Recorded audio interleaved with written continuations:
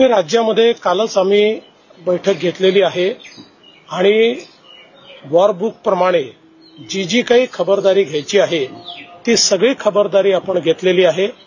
सर्व प्रकारचं कोऑर्डिनेशन, सर्व जिल्हा युनिट्सला योग्य प्रकारे इन्फॉर्मेशन आणि रिसोर्सेस देणं, या सगळ्या गोष्टी आपण केल्या. दोन्ही राष्ट्रवादी एकत्र येण्याचा निर्णय सुप्रिया सुळेंनी घ्यायचा आणि ताई मला माहित नाही सर.